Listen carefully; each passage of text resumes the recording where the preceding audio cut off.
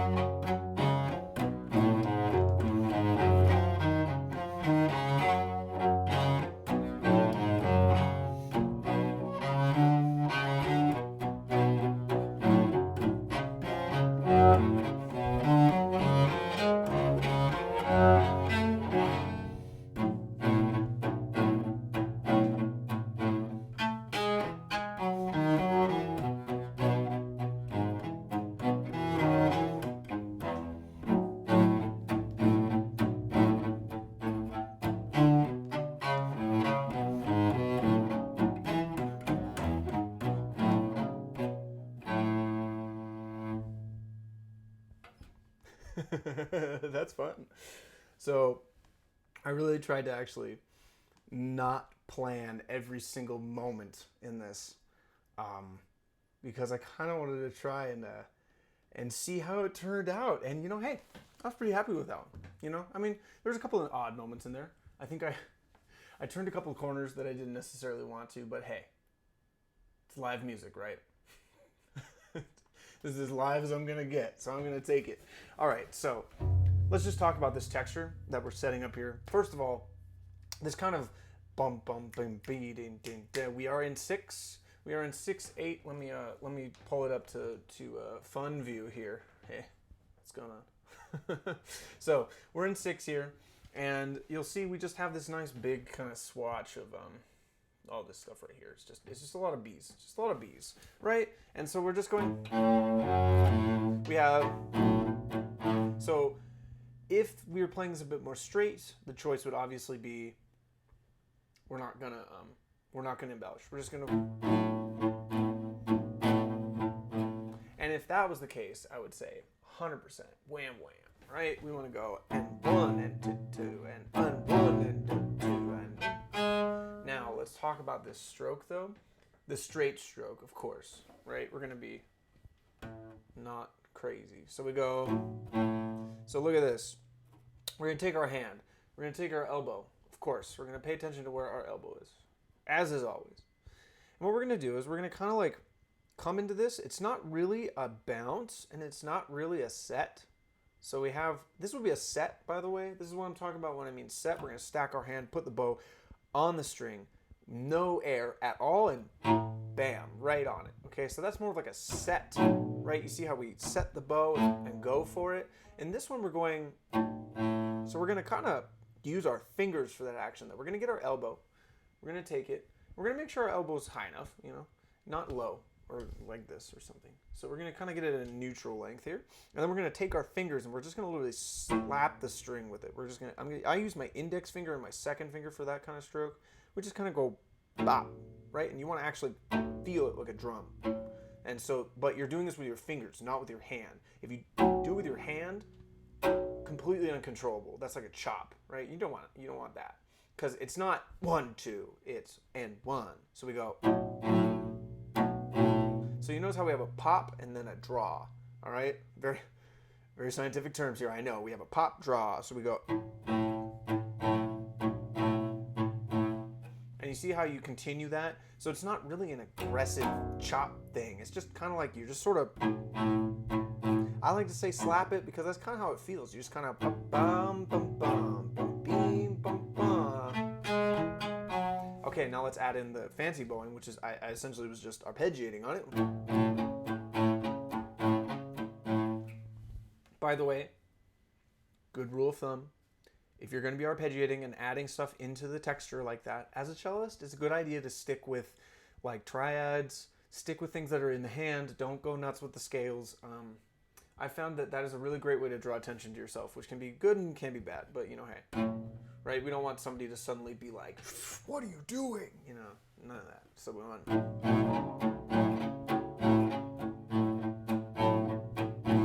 So let's, now you'll notice how I'm trying to root it because we have a lot of B flats in this texture, right? You see how we just have a ton of B flats all in a row. So instead of, you know, doing something fancy like right? That's one way of doing it, but I was kind of going for this B being kind of a constant, so we have. All right, and then we're gonna keep going with this. We're gonna keep going with this fun, fresh texture that we've got. So we have kind of some interesting parts here. So this is where we can really make a choice. All right, so we have. Make sure you get that E natural there because you see that 6. This guy right here, that's a 6 natural, right? We don't want to. I think that that's what that means. I'm assuming what that means because he actually wrote it in the part above. All right, so don't slam me with that, okay?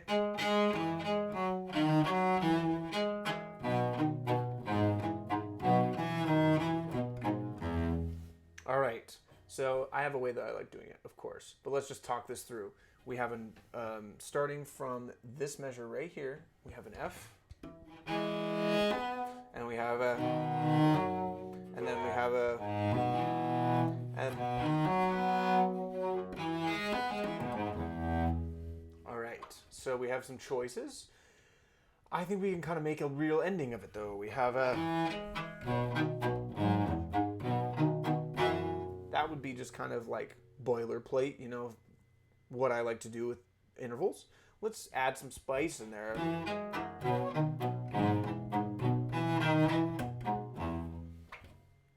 Yeah, a little D-D-D, a little suspension action there. Get that E natural, right? Bum B-D-D, right? See, I don't like that.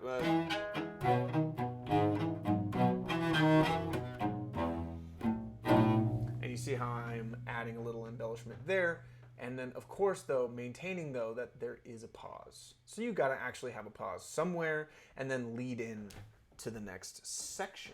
Let's look at that. Let's look at a little bit of this because it's pretty much the same thing. So I'm just going to play it without having me being small in the corner. So one thing I was having trouble deciding was with these, you have 2 measures of boo, da, beep, beep, beep, beep, right? And so do you want to go like, is it going to take away from that transition or you keep those the same? Let's think about that. So we have, so I think it works there. I think it works to keep that going as opposed to like just going on those. I mean, it doesn't make that huge of a difference, but let's just take, for example, the first measure, which has 2 measures of B flat, but on the end of it, you go up. So we have a, right? So you have to make a choice there. That's probably what I would do if I had time to think about it more.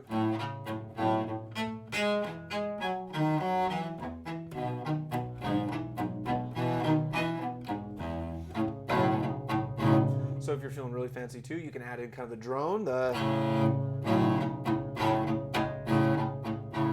right? But then you see what I'm talking about though. Adding in that drone makes it ja, ja, ja, ja, ja, ja, right? This makes it, and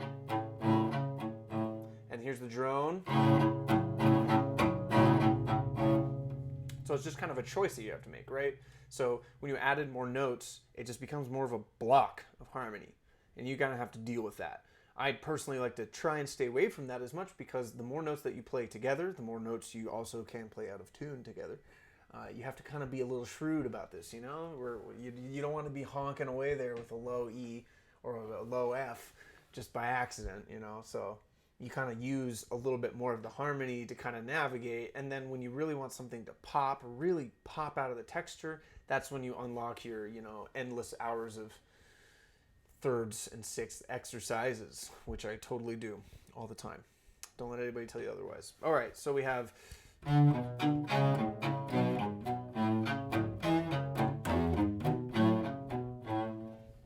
I like to end that one like that. I like to go... because I think it kind of ends. But you notice how, as opposed to, I don't let it lead into the next one, I just really let it drop. Let's talk about how to do that with our bow. We have a... See how I just kind of really lower the bow pressure there, and I like go in like I'm gonna do that slap. But instead of a slap, what I do is almost like a draw. So I go, making sure to get a nice big old pause in there. A nice big old pause in there. Speaking of tune, apologies.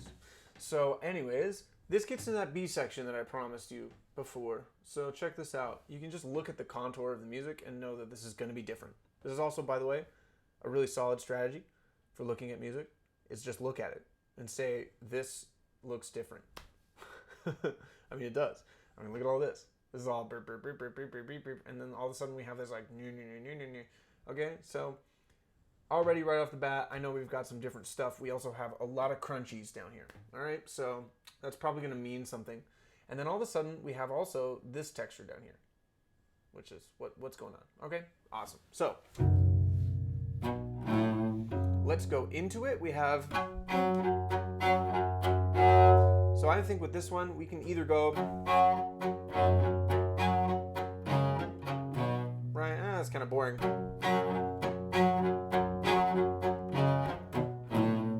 I think alternating gives you a nicer attack there. And it also opens it up, by the way. So when we're doing this kind of,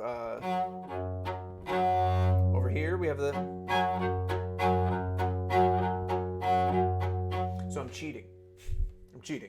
I'm playing an octave at the same time, but really what I'm doing is I'm hitting this low G, letting it ring a lot, and letting it ring and ring and ring, so it kind of creates this false drone pitch. That's what we want. We don't want, we want,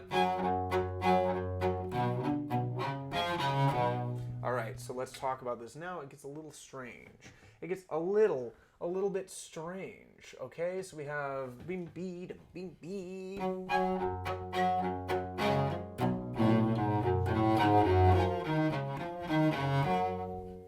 So now this would be the moment if you were feeling like you were trying to just blow their socks off, right? If you were trying to get that gig, you were trying to, you know, you had somebody out there in the audience that was like, this guy's gonna be good. This is the chance. No, this is not the chance.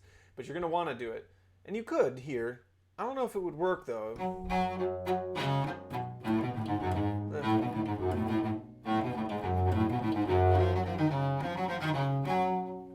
You could do something like that. Although I don't really love the. We could do it. There we go.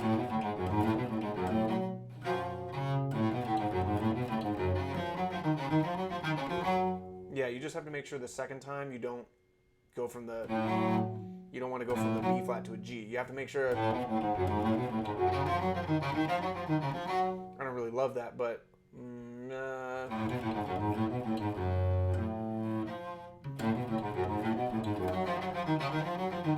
There it is.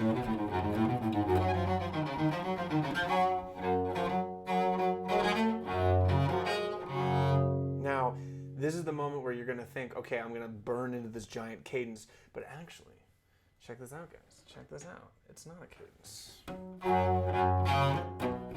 Does the same thing again. What is that going on over here? What is this? What was that just flew into the screen?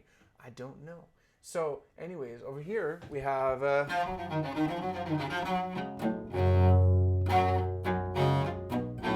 would switch back into our texture there. Our 1, 2, 3, right? So now we're in our long zone here. We kind of go, there's the...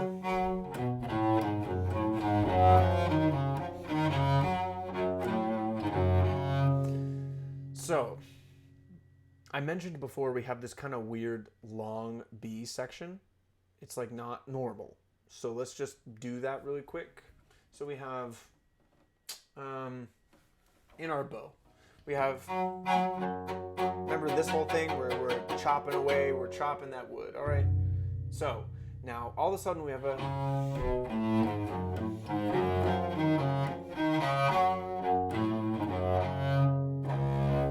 so you'll notice I'm not playing this really legato. I'm putting a ton of air into it, right? What does that mean? What does that mean, put air into it?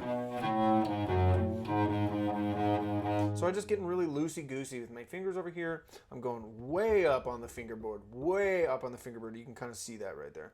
And I'm going to go... I'm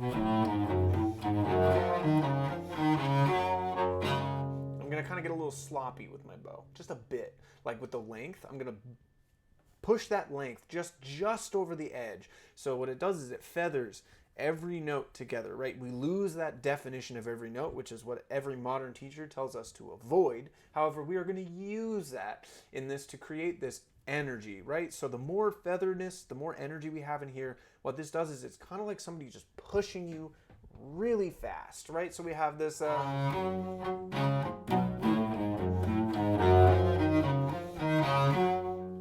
right? And it's building the pressure, because all of a sudden it's like this continuous mass of, you know, sound that all blends together, and then you kind of use your skills to then push that into the next part. So the...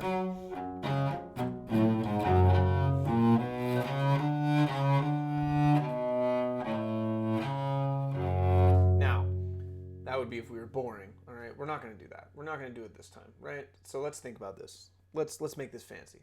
We have that was the one. I was actually thinking about this. This one right here. Here's the pitfall.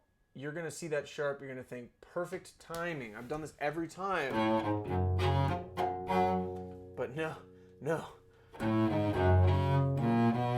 Right? So we could do something weird, like, right? Because we have a F sharp, D, F sharp, A. We could do that, or we can just go, which is a little cleaner, right? So I would recommend just doing that. Now, let's look at the rest of this, though. Oh, so boring, so boring, so boring. Let's make it more fun, all right? So chords, we have...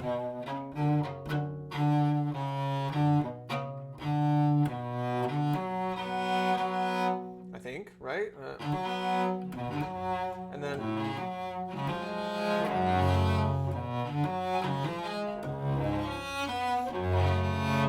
something like that. Kind of runs you out to the end there, right? So let's keep that in mind. We have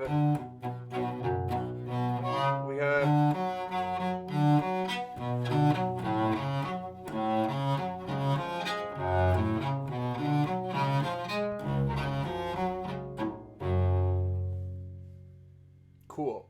I think in my version I try to do something real fancy and I try to put a chord in there. Now let's try and put that chord in there. I would say do short arpeggios though. You notice how I use just short arpeggios? Because it gets the point across. You know what I mean? It's moving. We're moving stuff, but we're not, you know, this isn't cello solo time. So we have a...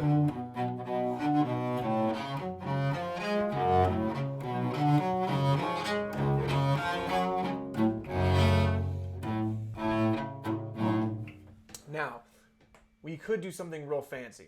You'll notice how we have that da capo, and we go there. We could go... You know what I mean? We could add that link. We could add, like, essentially just add a G in here.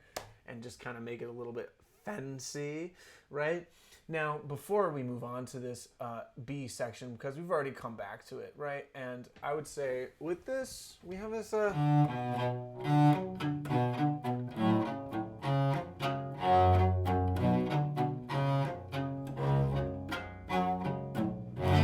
which totally would be an acceptable answer to that solution. But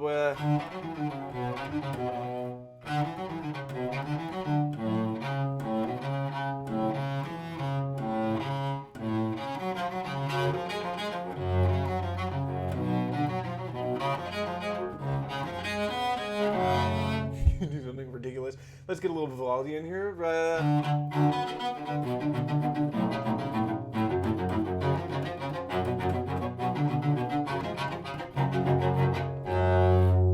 Get a little Vivaldi.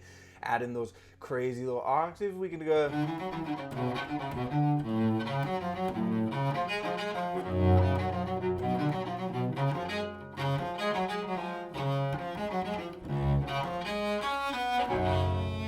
That might be a figure to use.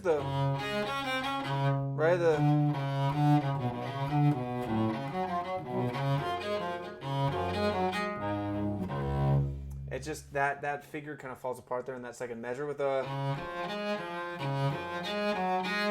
That sounds a little weird.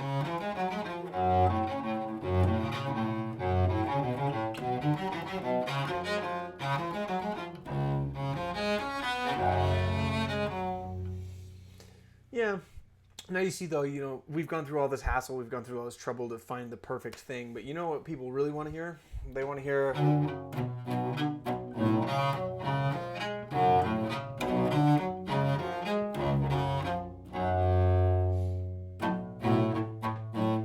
Which is why simpler is better. Simpler is better. All right, so we have some fun things to do with this one. It's kind of happy.